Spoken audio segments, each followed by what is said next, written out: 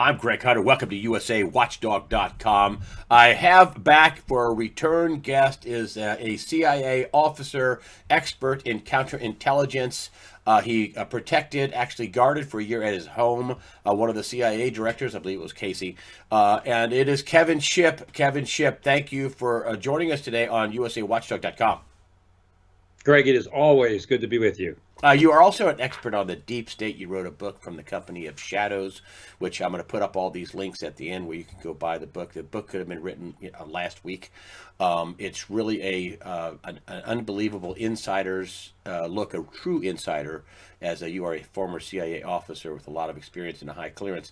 Look at what the deep state is. Well, I want to talk about how you think the deep state is doing and how they're handling all this. But I want to start with the Iran crisis, where Kerry was, basically spearheading this Iran nuke deal, which was never signed, and it was a total bribery fraud, and that also that it was a deep state darling of this whole thing. It looked like we were going to go to war, but it was World War III with Iran, and then all of a sudden they backed down. Is it safe to say that they have overtly backed down? But what's going on the covert side of the equation? Well, you're right, Greg. They have backed down. There's no question about that. And even their so-called missile strikes against the U.S. are basically just kicking sand, intentionally missing their targets. So Iran understands that if they were to enter into a war with the United States, they would be left really nothing more than a burnt stump. So they're backing down. There's no question about that. But what Iran is going to do, we can count on. Essentially, the drone strike took out the equivalent of their Secretary of Defense, their chief of Iranian terrorist operations internationally. And so they're not going to forget about that. What they're going to do is begin engaging in asymmetrical warfare. I think they're going to start activating their sleeper cells in the United States and other countries like Saudi Arabia. And we're going to start seeing increased attacks in the easy targets in Iraq, and then activation of sleeper cells within the United States, especially in other countries. Do you think that that could bring us to war at some point? Wouldn't the administration, the Trump administration, say, "Hey, listen, whether you're doing it because they attacked our embassy with proxies, but the Trump administration blamed Iran and Soleimani, the mastermind, who was an awful guy." Yeah. If they start doing this asymmetrical warfare, would it just bring on a war anyway? No, I think the last thing that our government, especially this administration, wants, and I think Trump is thinking along the same lines. The last thing we want is a war in the Middle East. That would be a huge mistake, and of course, it would escalate and bleed into the other countries and involve Israel and involve Saudi Arabia. No, no, no, no. I don't think there's any way that the current administration is going to even entertain the concept of war with Iran unless they do something really drastic, which they will not. So I think we're going to see these proxy wars and this asymmetric warfare probably stretch out for years, and we'll be doing operations against them and against their terrorist cells and their activity for the next several years. And I think we can be pretty confident that Iran is not going to escalate this to the point of war. What about in the Obama administration? It was reported, and it was reported just recently as well. They dug this up. What about Iran getting a couple of thousand people as citizens granted through the Obama administration? Didn't Trump bring that up? Hasn't that been reported that that Iranians, nationals got citizenship here in the U.S. Compliments of Obama, or is that true, or what do you think about that? Well, that's correct. The president tweeted that out. And let me just mention that the president does not tweet these things out, especially information like this, unless he has very good, solid information that has been given to him. And he tweets it out because he knows that the mainstream media is going to do what they're doing, and they're calling this claim false. Now, this information was given to the administration by Mojtaba Zolnur, who is the chairman of Iran's Parliamentary Nuclear Committee and a member of its National Security and Foreign Affairs Committee. He is the one that revealed this to Trump, that the Obama administration gave citizenship to 2,500 Iranians. So the source is good. The president is saying that this is accurate. And that's pretty solid information, despite the fact that, as we would predict. The mainstream media is coming out saying there's no evidence that this is not true. It never happened, and on and on and on and on. But this came from a very high-placed, legitimate source, and the president tweeted it out, and he is not tweeting out that information lightly. Is when he tweets that out, there's a reason for what he does what he does. I think it looks Yeah. willy-nilly, and maybe sometimes it is. See, I love it. I just give it all to me. You're never going to offend me. Say whatever you want. If you make a mistake, I don't care. So I'm for the First Amendment. I'm for the, especially if you're getting it from the President of the United States. So I want it with, all of its unvarnished, warts and everything. I want to hear what he's got to say. And if he reveals something that, maybe he shouldn't have, I don't care. We're all, but is there a reason why? I think willy-nilly is the exception, not the rule. I think there's a reason for the stuff he does, and he's a master at it. And is he putting out this tweet right about now with them backing down, and then you bringing up this, they're going to have asymmetrical warfare? Do you think he's telling the Iranians, we know what you're doing? Well, yes, and I think Trump is a brilliant strategist, and I happen to be, and I say this with admiration. I happen to be a fan of Trump's tweets because I know the mainstream media propaganda machine, and that's what it is. I've done shows on that. They're using age-old propaganda techniques. So Trump has to tweet to get this information by the media propaganda wall, and his tweets many times are colorful. I love it. I think it's awesome. He's going straight to the American people for the first time in decades, and I think that's fantastic. So when Trump tweets something, he knows exactly what it's doing, and that includes the troll tweets where he kind of sticks his thumb in the ribs of the Democratic left to get them to respond. He knows exactly what he's doing. I think he's a brilliant strategist. So, and you think that the tweet about the Iranians was purposeful? To let them know, yes, no question about it. Hey, y'all, we know what you're doing. We know you got sleeper cells. We know what you're doing. It was purposeful, exactly, and I think that's exactly correct. He's saying, look, we know that there's at least 2,500 of you that were granted citizenship. We know who you are. We know where you are. And if you activate these people, we got our eyeballs on them. Do you think some of these people come over here and go, hey, man, this America thing is pretty good. I don't want to blow anything up. Do you think some of these Iranians come over here and go, oh, yeah. This is pretty good. Yes. This is a lot better than Iran. Having experience with having experience with the defectors coming over to the United States in my past life, that happens often where an agent will be put in the United States from a foreign power, and they wind up liking it here, so they defect and come over to our side, to the U.S. It happens all the time when they see how free this country still is and what the benefits are. Yeah, that's very interesting. That's very interesting. Picture of John Kerry, that weasel. I'm sorry. In my opinion, he's a treasonous weasel. He went behind. I remember watching him in Congress saying he didn't know what was in the Iran nuke deal. He didn't know. He didn't know fully what was in there. Secretary of State. He's over there after he's out of office, basically arranging, basically counseling the Iranians in Pompeo, to the point where Mike Pompeo, the current Secretary of State, is warning him about his activity with Iran. Yeah. And here we have this attack, and he was getting his picture taken with one eye, the Illuminati deal, I guess. Right. But anyway, what's up with the deep state? Let's start with John Kerry. What's up with him and the deep state and their darling Iran deal that went poof, their bribe, fraud, no signature deal, and then the prosecutions. Let's just start anywhere you want with the deep state because you're an expert on all of it. Well, John Kerry, what he's done with Iran is almost seditious, and going behind the administration's back and meeting with, supporting with, and negotiating with the chief sponsor of terrorism in the world. It's seditious. We also find out now also that John Kerry was fully aware and transmitting information with the Steele dossier. And now we find out that the Department of State, there was discussions going back and forth where they were transmitting this information outside of official channels to conceal those discussions. So John Kerry was part of the Steele dossier, part of its dissemination, and part of that soft coup against Donald Trump. So Kerry is without a doubt a deep stater from the get-go. And I think some of his recent activity, well, going all the way back to this unsigned Iran deal, is nothing less than seditious. So, what about the prosecution arm of all this going down? You were talking in the pre-interview about Huber, that know nothing, do nothing, worked for a year and a half, not a single grand jury, not a single indictment. Huber, oh, he's working behind the scenes, right? What's up with Huber and this prosecution of this faux prosecution of Hillary Clinton and her emails and bleach bidding them all off, and then the failed coup with the CIA and DOJ and FBI. What's your, and let's start with Huber and the emails he was supposed to be looking into with Hillary Clinton.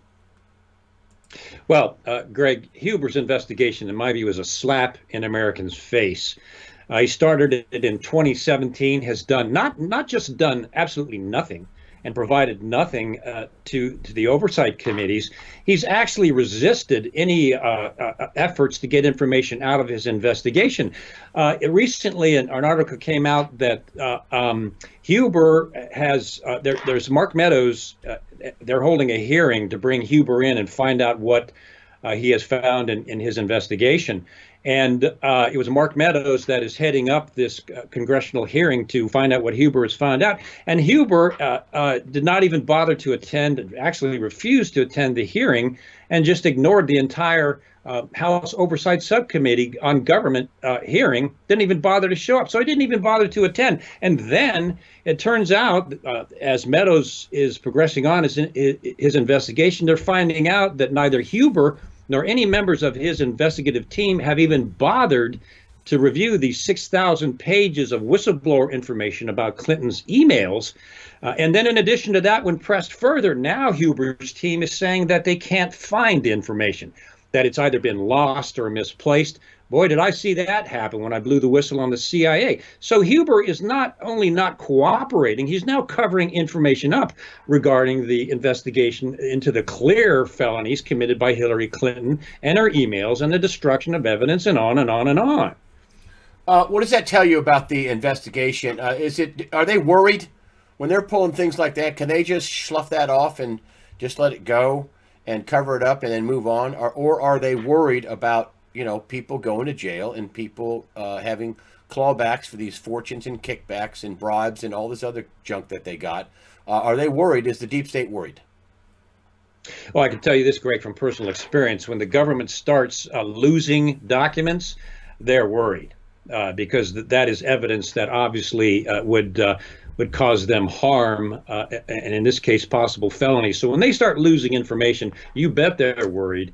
And they're worried about felonious activity being exposed. And I think that's exactly what's happening. And what about the prosecution end of this thing with William Barr? I mean, I hear they're asking for 6 months jail time for Flynn now, which I don't know. Why are they doing that? Why are they? And where are they with this investigation? And again, where are the perp walks? Where are the? Not that you're responsible for this, I know, but a lot of people are asking, where are the perp walks? How are they doing with this investigation of the and prosecution of this failed coup? Because there was a failed coup, and it should be prosecuted. Where do you think? Where do you see this at right now?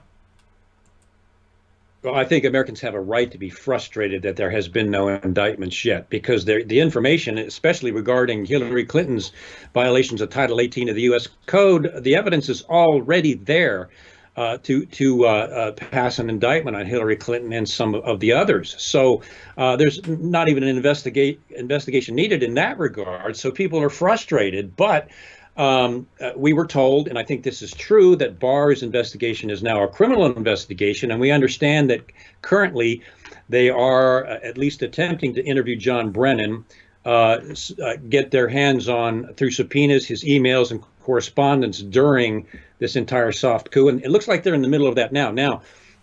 So I think hence the silence. They're quiet now. That's one of the frustrating things about any sort of investigation, is it gets quiet. And there's certain things they can't reveal. We do know that they are looking at John Brennan. They're looking at John Brennan's correspondence in relation to Joseph Mifsud, the setup of Papadopoulos, the interaction of Alexander Downer, and others. They're looking at all that, in essence, the CIA's role. And I think that's the reason for the silence now, albeit extremely frustrating for we as Americans. Is that a good sign or a bad sign? The quiet I period. think it's the quiet period. It's a good sign, especially when you're Why? dealing with the CIA. They've got their hands full. They can't come out and they can't reveal where they're heading, especially when it comes to U.S. intelligence and the CIA. For them to tip their hand, what you're doing is you're tipping your hand to the person that you're investigating, and then they start destroying documents, and people start getting afraid, and they start covering things up. So in any investigation, and I did internal investigations in the CIA, you've got to keep these things quiet lest the person under investigation begins to destroy evidence or take other measures to conceal things further. So I think that's what's going on, just based on my past experience. And what do you think about this whole thing? We didn't even talk about this. I'm sorry I didn't talk about it. If you don't know about it, it's fine. But I'm sure you have something to say about this. Northam, this election coming up. There's no good ideas coming out of the Democrats unless you want sanctuary cities and illegal criminal aliens not turned over to ICE, and to abolish ICE, and to give every alien health care for free. That means you're going to pay for it, and you're going to lose 100 and what Trump was giving a speech where 80 million Americans would lose their private health care under the Democrat plan for a government plan, which we know would suck. And anyway, so they don't have any really good ideas, the Democrats, period. They're crazy. It's a carnival of crazy. Yeah. If you watch and I have watched the debates, multiple debates, it's nuts. But that means they're going to have voter fraud. Are they going to be able to stop the voter fraud? I mean, surely the Trump administration realizes they don't have a winning idea, raising your taxes and doing away with your health care, and giving illegal aliens health care, and having no borders and no border patrol. That's not a winning hand. Are they going to have massive voter fraud? And can the Trump administration stop it? Well, I agree with you. I think the only way that the Democrats with their current platforms are going to have any chance of winning is try to engage in voter fraud. Again, this is the party that's advocating abortion up to, just before, and after birth. They're pushing transgender education to kids in the third and sixth grade. The majority of Americans detest that sort of insanity, and so their chance of winning in 2020, especially now with Trump's success, is slim, and they're getting desperate. And when they get desperate, and they've done this before, the Democrats, I think we can count on voter fraud. They're going to have to use it, and they used it before in any event. But they have very little chance of winning now, in my view, because the majority of Americans find their platform distasteful. So I think that's going to happen. Well, and also you have all these polls on Democrats, a lot of polls, and a lot of major Democrat people, black people, saying you're going to be surprised how many black people vote for Trump. You're going to be shocked. It's somewhere in the 30%. You're seeing at his rallies, they're saying 25% of the people there are registered Democrats. I'm like. Yeah. I mean, there's a group of Democrats that are like, wow, this is way too crazy even for me. Right? Yep, that's right.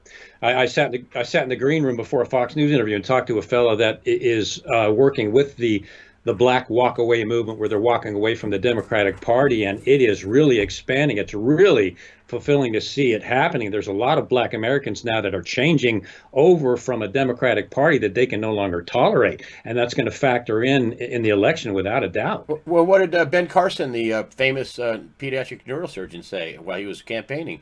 They're patting black people on the head and handing them a cookie. Here's another $1 an hour. We're going to give you $15 an hour for your crappy job. Yeah. I mean, that's what Ben Carson said. Yeah. The other thing is the thing that happened with Northam in Virginia, where they got control. The Democrats got control of the House and the Senate, in the state capitol, in the state house, in the state of Virginia, and they're putting in all these onerous anti-gun, anti-Second Amendment laws, which I think is going to be a fast track to the Supreme Court. Is that? Supposedly, though, that Northam and other Democrats are being funded by outside parties, everything from the Chinese to George Soros. That these people are funding, outside parties are funding people like Northam and the Democrats, and they want to get rid of our guns. Can you just talk about that? Yes. What your thoughts are on that? Well, they are being funded by George Soros and Open Society Foundation and other things. That's and the where Chinese they're getting their money from. Too. Yeah, and if you could imagine that, the Chinese are number one espionage enemy. Of course, we know, going back to Bill Clinton, they helped fund his election too. But so that that's nothing new. The Chinese are big supporters of Democratic candidates. What does that tell us? But I'll tell you, Virginia is a flashpoint. It is serious what they're doing there. I'm in contact with some sources up in Virginia that are monitoring this situation, and the Virginia legislature has now just come out with another bill that will make illegal any private firearms training. It will make private firearms training illegal in the state of Virginia, and the only allowed firearms training will be government approved and government certified training. So now they've tried to pull that. And this is a direct frontal assault on the Second Amendment. And Virginia apparently seems to be their test bed because it's become a liberal government, primarily because most of the voters in Virginia live near or work in the government. And I used to work and live around these people, and they tend to be very liberal. And that's who voted Northam and others in office. But I can tell you what I'm hearing from the citizens outside of Northern Virginia. This is a flashpoint. And if they try to pull this and they try to push this through the legislature, the biggest attack on the Second Amendment, it's going to be a powder keg. And it's already starting to gain a movement across the United States with Second Amendment sanctuary cities and law enforcement and sheriffs becoming involved in resisting this. So as Virginia goes, so will the rest of the country. So this is very serious, what's happening in Virginia. And I think Northam and his cohorts need to be careful what they wish for, because there's a lot of people that are not going to tolerate this. You think that I mean, boy, they're really exposing themselves. It used to be Project Veritas would expose these secret plans. Now they're right out front with them. We want to take away your guns, period. I mean, you can't organize. I mean, that's the First Amendment, the right to peacefully organize. I mean, if you're out target practicing, that's not a violent offense. If you're out just shooting using your Second Amendment rights out at a target practice range. Yeah. Yes. I mean, that's your right to assemble, First Amendment, Second Amendment, right to bear arms. I mean, he's attacking the First and Second Amendment. Boom, boom, right there. I don't know how that sustains a Supreme Court challenge. It cannot. It cannot. And it will go to the Supreme Court. And Northam and the Democratic legislature, being who they are, they're not going to back down. It's going to go to the Supreme Court. It has to go to the Supreme Court, where I think it's going to be shot down. But it's an outward, right in our face example of what the Democratic Party is, and the fact that they have every intention, because they're progressives, which essentially is a neo-Marxist movement. They have got to take the weapons away from the people if they want the government to control the people. That's what it comes down to. That's what progressivism is all about. It thinks the Constitution is old and outdated, and that includes the Second Amendment, and needs to be changed. It is neo-Marxist at its core, and it wants to take firearms away from the American people. It's as simple as that. Anything else you want to talk about? I just wanted to bring you on because I just thought we needed to, because especially we had this big build up to the Iranian thing, and it came down, and I wanted to have you on to give your experience and your thing. Here's what I want to ask you about. You gave us gold with the analysis of Eric Holder, the former Attorney General, who was the wingman of Barack Obama. You said, that Holder is talking for Obama. Yes. That was, and I thought that was one of those things where it's like, I mean, like I told you in the preamble, I'm not stupid, but I'm not you. And it's just like, oh my! As soon as you hear that, you go, oh yeah, and you put all the dots together, and you go, that's right. Okay, so what's up with that? So here's what I want to ask you. So recently, Lisa Page has been out, running her yapper, and Strzok has been out saying that he wants his job back, and they did terrible things to him. He's a victim. And Comey's been out. Comey? His attorneys have to be saying, just shut up. Do you know you're in trouble? Yeah. But anyway, what's up with the recent rattlings of all these deep staters out there running their Susan Rice? She's running her yapper. They all seem to be, all of a sudden, they're at this concert of, hi, we're going to run our yappers because, I don't know, what's your take on all these people in the last few weeks coming out with these statements and all this other stuff? Let's start with Comey. Well, two things. One, having come from the belly of the beast, I understand that these people, many of them are narcissists, some to the point even of a personality disorder, and they have to stay in the limelight, and they have to feel important. Otherwise, they're just not at home with themselves. But what Comey said in a Washington Post article, I thought was somewhat chilling, where he stated that he and they are in what he called the fourth and final stage of fighting Donald Trump. Now, he didn't say what that fourth stage was, But what on earth does he mean by that? Now he said that purposely, and he said that for a reason. And I think people need to start digging into what the heck does Comey mean about this fourth and final stage. We know that he was right in the middle of the Russia collusion hoax and the soft coup against the president. What is this fourth stage to take out Donald Trump that he's talking about?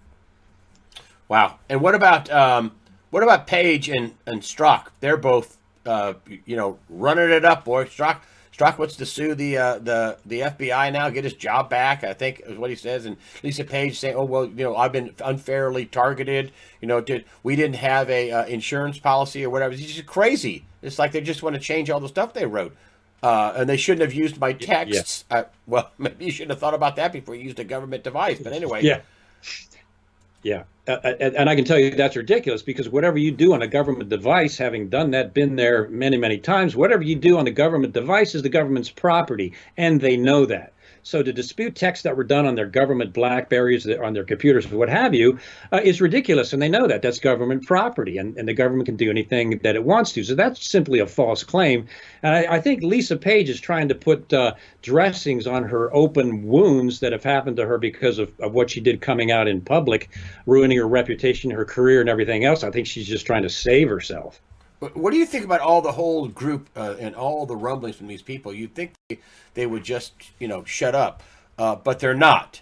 And I want to get on to, so question is, why are they all running their yappers? It's just because they're narcissists. And then the other thing is, on the other hand, you have Gina Haspel, who's the head of the CIA, which you know something about. Crickets, not a word, nothing. Crickets. Her employee started this whole impeachment scam. Not a word from her. What's up with the people running their yappers and the person who's not saying a word? Director Haspel's silence, I think, is deafening. And the primary point there is it is pretty clear now that with the soft coup against President Trump, the use of the intelligence agent Stephen Halper, who was a British and CIA asset going all the way back to the Carter administration, and then we have Joseph Mifsud, who was at the very Italian intelligence agents, and then Alexander Downer and the setup meeting an intelligence officer with George Papadopoulos. This all occurred while Gina Haspel was the chief of station in London. What that means is she would have not only known about these operations, she would have been coordinating and taking part in them. If that is true, if Director Haspel actually did that and engaged in that, that would amount to a felony. So perhaps that's the reason for her silence. Perhaps that's her reason for her initial resistance to reveal documents that were by the Trump administration. But what we're getting from her now is utter silence. And that also includes any sort of response to the false whistleblower and the false whistleblower claim. This is a CIA analyst and a CIA employee that made false allegations against the president, and nothing from Gina Haspel, and no administrative penalties or no sort of disciplinary action against this so-called whistleblower by the CIA whatsoever. So I think Gina Haspel's lack of response and action in all of this, I think, raises eyebrows. Wow. And the other people talking, you're saying that they're just running their yapper because they're going to do anything they can to try to salvage their awful reputation for this fake. Yeah, I think so. Is that what you're thinking? Yeah, saying? I think so. Yes. That's just noise. Yep. What's not noise is the silence of Haspel. Right. That's right. I agree. Wow. You think she's in trouble? You think Haspel's in trouble? I'm sorry. I'm asking you. Do you think Gina Haspel is in trouble? Yes, I do. I think Gina Haspel is in trouble, and I think she is walking a very fine line, and I think she knows it. And I think a lot of the silence is probably tension between her and the president right now. Do you think somebody from the White House would call up and say, "Hey, yo, Gina, did you know that this Eric Charamella, Charlie, did you know what he was doing? And if you do, why? And if you don't, why? I mean, why?" Bullseye. You can be sure that the National Security Advisor and the Trump National Security Team contacted Haspel about this person who was a CIA analyst, and we know that there was so much nefarious activity there with Atkinson changing the whistleblower reporting form and on and on. Yeah, he's in trouble too. Yes, and Yeah, unlawful meetings he's with in trouble Schiff's. too. Is he not? Is he not in Yeah, trouble for this? Atkinson, who yes, was he the is. IG. Yes, he is in trouble. He altered a form to allow hearsay with a plant leaker who was not a whistle. Yes, he's in, as a matter of fact, he's under investigation right now. And I understand from what I have heard that Durham is looking into that as he should. And yes, I think he is in trouble, and I think he should be in trouble, and I think he should be held accountable for altering a legal document to protect a leaker. And as I was mentioning earlier, Gina Haspel is aware of all of this and in the middle of all of this because this whistleblower was one of her employees, and yet silence, no disciplinary action, didn't weigh into it at all. And you can be sure that the president's team is in probably pretty tense discussions with Director Haspel about this.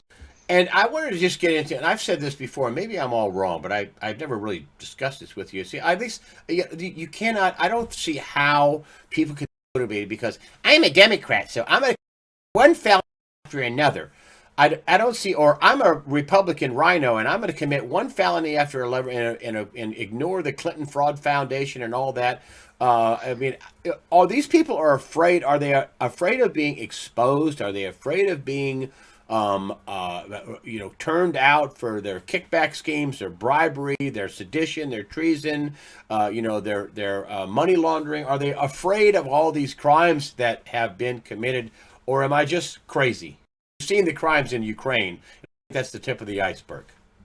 Yes, it is the tip of the iceberg. And I think these people are in a state of shock because they've been getting away with these crimes for decades now. Ukraine is a prime example of the corruption out of Washington that's been happening. And they've been getting away with it because it's part of a system. All of a sudden, Donald Trump comes in and this stuff is being exposed. They're being pushed out into full view. I think first they're in a state of shock. That's why they want to get rid of Trump with any possible. And secondly, yes, now they're afraid for the first time in their careers, they could be prosecuted for what they've done. So, yeah, I think they're afraid of that. And that's why, especially John Brennan and others are coming out as mockingbirds on CNN and MSNBC and constantly attacking the president. One last little tidbit, and something came up. I don't really generally cover this kind of stuff. The royals, Meghan and Prince Harry, they're going to step away from the royal duties. Of course, they're going to keep all the cash and prizes in the houses and the security. They're going to keep all of that. But you had a pretty nice little piece of analysis on, what's up with that. Is the royal family in trouble? And you said about them stepping away, Markle and Prince Harry. What's your analysis? Well, it's my analysis that they're stepping away because they want to monetize their royal connections, and it looks to me like they're going to start some kind of Clinton Foundation-like organization where they stand to make a lot of money, and to do that, they have to step away from the royals to start this sort of foundation-like effort to make money, and I think that's exactly what they're doing. Wow! So you just think it's probably Meghan Markle will. We'll make some clean drinking water for children in Africa. And Harry would be like, yeah, we can do some of that. I mean, I guess. Yep. I don't know. I mean, I can't imagine her being a big mastermind on that. But, he was raised up in this kind of world, Harry. Yeah. I think so. The son of Princess Diana. So, I don't know. I mean, this is all speculation, folks. So, this is all analysis and speculation. Don't know. But that seems to me to be a fairly cogent argument that they're stepping away. Why would you want to stop being a royal family member? I mean, that you don't like your own private jet and massive security and all the wealth that comes with the British people setting up the royals. I mean, right? Yeah, Greg. Do you think that they're stepping down so they can become one of the common people? One of the common men? Or no, of course they're not stepping down because of that. So if they're not stepping down to do that, why are they stepping down? And I think this is a compass point. People need to keep an eye on and watch what they're doing, because I think, as I mentioned earlier, that's where it's headed. Kevin Shipp, thanks for taking us to school here on the early Sunday release and just giving us a potpourri of things to cover, from the sleeper cells, the Iranians, the president's tweets, the deep state. Kevin Shipp, you have a Patreon account where you just did a big thing on on the sleeper cell, who Soleimani was, bad guy. You just did a big thing on your Patreon, your security briefing, whatever I can't remember what you call it. What do you call it? It's your the intelligence assessment of Kevin Shipp. Yeah, assessment, which I'll put all the links on for that. It's a great assessment. You can get it for as little as $5. I think it goes up to, I don't know, $25. Also, your site for the love of freedom.net. I know you're getting a new website being built, and we'll be talking about that in the future. But right now, you put something every day on it, and it's Shipp's Briefs, which is if you want to go there every day and find out your thoughts on a big story on the day, you put a nice little paragraph out, and it's always like, oh, I didn't think of it that way. It's really good for people to go and check into your website. Also, I'll have all the links on the Patreon account, and also your how to donate with snail mail. I'll put that on my page, usawatchdog.com. You scroll down to after the interview, and a way to support Kevin Trump, because you are a real whistleblower. You lost your pension over the deal. You were a whistleblower to save the lives of your fellow CIA officers. I'll leave it at that. And so you took a hit for being a real whistleblower, unlike this Eric Charamella, Eric Charlie, whatever the heck his name is. They have calling Eric Charlie. They call him Charlie. But anyway, I just wanted to let people know that it's going to be in the after the interview section to support Kevin.